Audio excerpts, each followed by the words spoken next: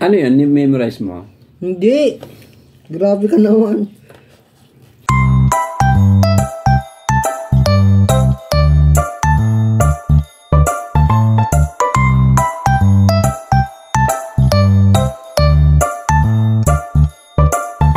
Mga pre-ship, andito ako ngayon sa bayan namin.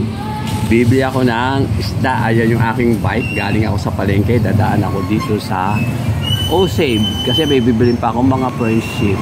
Papasok ako sa loob, mga pre-ship. Ayan o. Yan yung pinaka-main pinto. Automatic.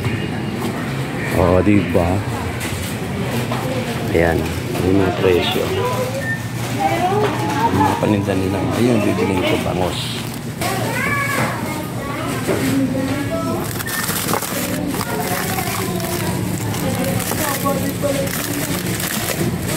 Ito yung puro ulo. Ito yung binili ko dating salmon ulo. Ito yung belly. Ayan na, ayan mga presyo.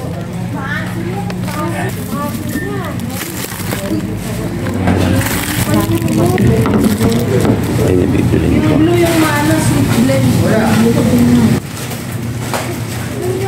Ayan sa loob ko. Mura lang mga bilhin dito mga friendship. Today is Sunday. Ayan yung mga paninda nila. Mga frozen.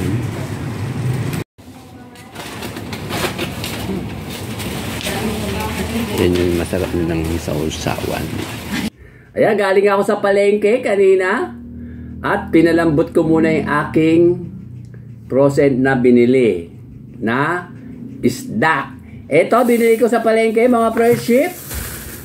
Etong talong na to is 15. Itong talong na hindi siya yung kulay violet. At ito, 5 piso. At itong bayabas, 15 pesos. 80 pesos ang 1 kilo. 15 pesos. 10 tsaka 15, bali 30 lahat ito mga friendship. Kasama tong, ito sili at saka tong talong. Iisa lang pinagbilihan ko, itong talong na tisoy o tisay. Diba mga friendship? At eto, bumili pa ako ng sigarilyas. May favorite vegetable, sigarilyas at mani. Pero wala siyang mani. Ito, 10 pesos. Parang ang 1 kilo ata, 80 pesos din ata ito mga friendship. Pero ito kinoko konti lang. At syempre, ang bida, palaging bida, kamatis, 10 piso, 15 1 kilo. At itong bawang, bumili din ako ng bawang. Sana huwag kayong magsawa sa kapanunod sa akin at sinasabi ko mga presyo. Update lang ng presyo para malaman naman ang tag-ibang bansa. Ito, 20 pesos, 5 pirasong bawang. 130 daw 1 kilo. At ito pa, sariwang bagong alamang, 5 piso. Ilalagay ko sa sinigang. Ito. O diba? Lagyan natin dyan. At siyempre, bago ako umuwi kanina dito, bumili muna ako ng isda na naman, bangos. Ayan, yung kaninang pinakita ko kanina sa inyo sa supermarket. Ang bili ko dito mga friendship, 59 pesos. Papakita ko sa inyo, bubuksan ko. Para makita nyo kung ano yung laman. Ay, kung ano yung tsura ng bangos na po, ulo at saka tawag dito, buntot. Medyo kanina pa ako dito, kanina mga presyo at pahinga lang ako, tsaka binabad ko sa tubig, kaya naging wala na yung yelo niya. Ito, buntot mga presyo, kali ito. Ayan ito ang laman. Buntot. Ito pa, buntot uli.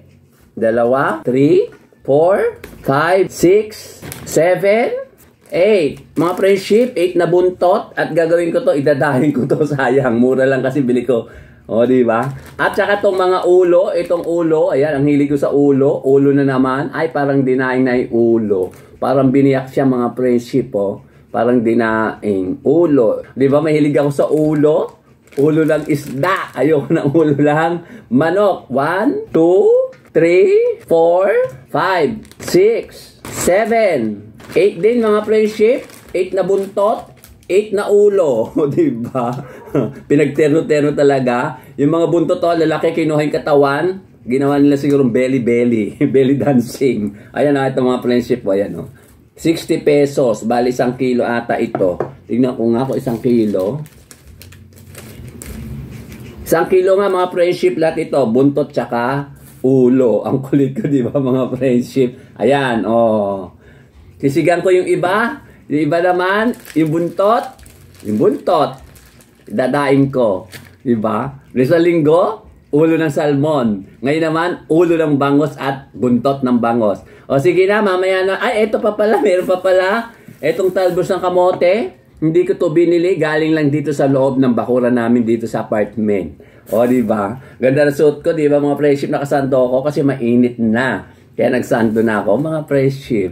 Good morning, mga friendship. Ayun, magluluto na ako. Eto ang walang katapusang hugas bigas. At saka ito pa, maraming sabaw.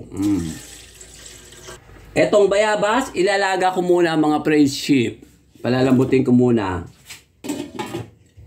Ay, ako bukulo ng mga friendship at tatanggalin ko muna yung bayabas at luto na siya at pipigain ko. Kukunin ko ang buto. Sasalin ko muna dito mga friendship. At pipigain ko ang buto niya mga friendship. Mga friendship, ito na yung laman ng bayabas. Lagay natin dito. At ito yung buto. Dudurugin natin, pipigain natin. Lagay natin na ganyan. Ayan, ganyan. Sayang din ang buto. Nandito lahat ng lasa. Yung buto. Sa buto. O diba mga friendship? Ganyan lang. Pipiga-pigain ng ganyan. Para hindi sayang yung katas ng buto. Tsaka natin sasalain dito. Yan, ganyan. Ganyan lang mga friendship. Ang pagano ng bayabas. Sinigang sa bayabas. Ganyan lang. Lalagay na natin ang mga sangkap. Ito yung yung sariwang alamang. Ito yung binili ko. Yan, dito natin lalagay.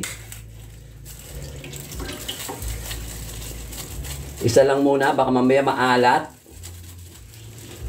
Lagay na natin ang sili. Ang violet na sibuyas, hindi siya red onion. So, di ba mga friendship? Tapos lagyan natin ng bechin. At natin, takpan.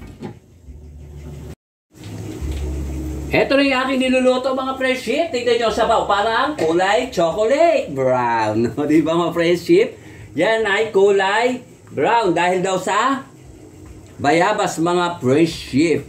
At ilalagay ko na itong ulo. Paborito kong ulo ng mga isda. O di ba? At saka itong gulay, yung sigarilyas at saka talong. Unahin ko muna yung talong. Ayan yung talong. Yung mistisang talong. At saka itong sigarilyas. Mga friendship, lalagay na natin ang the main event. Ito, ulo ng bangos. Ang dami, di ba mga friendship? Ayan parang biniyak sa gitna. Parang dinaing mga friendship. Paano ba ilalagay? Ganyan na lang. Ayan, puro ulo. Walang katawan. Hiniwalay ang katawan. Siya ay isang manananggal. O diba mga friendship? Ayan. Ay, di na yata magkasya. Tama na yung 4 mga friendship. Takpan!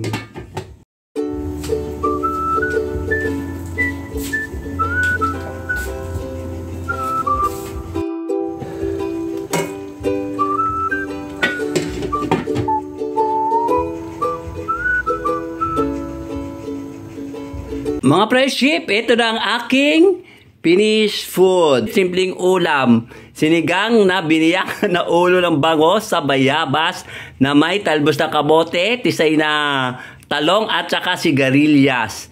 Simpleng ulam, mga friendship. Ayan, pupunta lang ngayon dito si Empanada Boy. Mga friendship, ito na ang aking finish na daing. Ayan yung mga buntot tsaka yung ulo. May ulo dito mga friendship.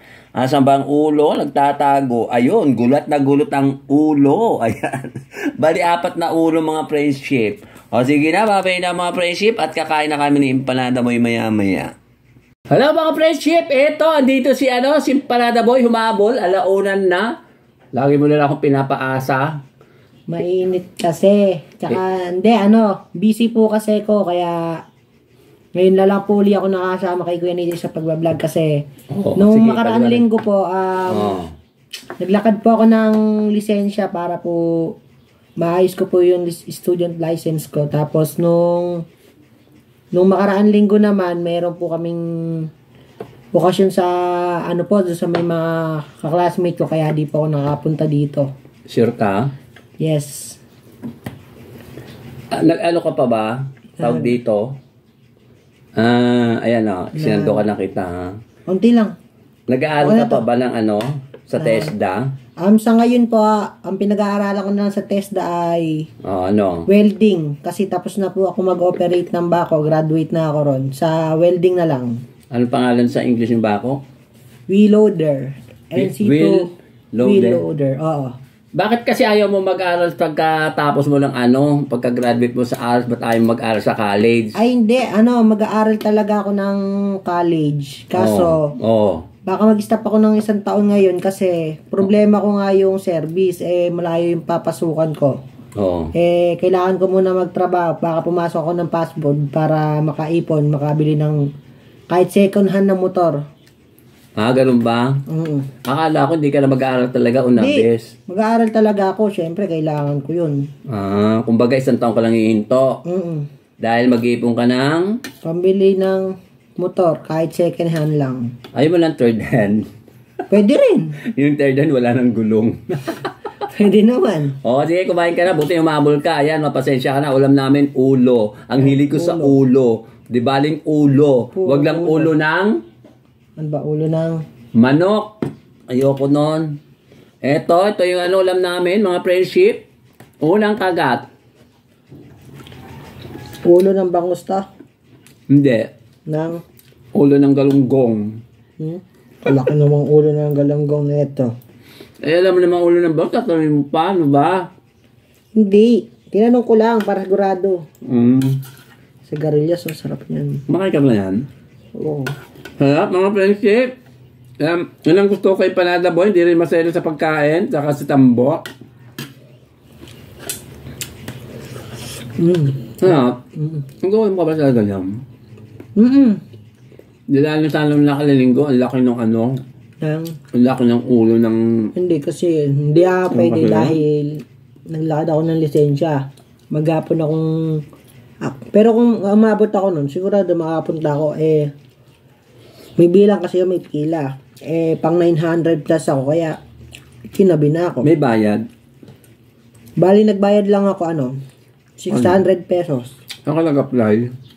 Dito ako sa may, sa munisipyo. Sabi nga rin ng kapitbahay namin dyan, nag-apply din. Sabi sa akin yung sa may NC2, ay sa may kuha ko ng lisensya. Hindi ko na daw kailangan ng student license. Pang non-pro na daw ako dahil marunong na ako mag-operate ng well loader sa English, sa Tagalog. Ng heavy equipment ng ganon. Sa 1 taon mo kaya, pagtatrabaho, makakaipon kayo pambili ng second hand? Sana. Kung hindi pa kaya makabili, tuloy-tuloy lang. Basta mag-aral ka after 1 year. Akala ko naman kasi hindi ka na mag-aaral talaga. Kaya sabi ko tuloy kay Ma'am kay Ma'am Juby, hindi ka na mag-aaral kasi sabi mo kasi gusto mo lang magtrabaho. Hindi mo kasi niliwanag na 1 taon mag-ipon ka lang pala para pambili ng motor para pang service mo pag nag-aaral ka. Yun ba ibig mong sabihin? Hindi mo kasi nilinaw sa akin. Masarap? Masarap. Sarap ka? Siyempre, luto ko kaya masarap. Siya nga pala, shoutout pala ulit kay Ma'am Juby tsaka kay Sir Glenn tsaka sa mga anak nila, papamilya niya, ba't sa akin nakatingin, at tsaka kay Ma'am Ethel, tsaka kay Sir Ruben. Shoutout nga din po pala kay Ma'am Juby, kay Sir Glenn, kay Ma'am Ethel, kay Sir Ruben.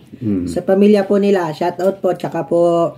Sige. Maraming salamat po dahil hanggang ngayon po nanonood po kayo at sumusuporta sa amin. At saka po yung mga iba dyan na nanonood sa amin ditong vlogger sa Pilipinas at sa ibang bansa. Shoutout po sa inyo. Yeah, ang galing mo na ngayon Ano yan? Memorize mo? Hindi. Grabe ka naman. At saka shoutout din pala siyempre sa mga taga-ibang bansa na nanonood sa atin. Yung mga vlogger sa ibang bansa at saka yung mga vlogger dito sa Pinas. Yung mga nanonood sa atin. Alam nyo na kung sino-sino kayo mga friendship. At saka kay Jess de la Cruz. At saka mayroon palang isang viewer nagpapa-shoutout si Ma'am Mayet Baluyot. Taga-ibang bansa rin yun. Sarap. Hilig ko sa ulo kasi alam mo, sabi nila kung saan yung masarap nasa ulo, lalo yung ulo nga ng isda tsaka yan bangus tsaka yung ulo ng salmon. O sige na, kakain muna kami mga friendship dahil alauna na. Paalam ka na, bye bye na mga friendship. Bye bye, thank you for watching.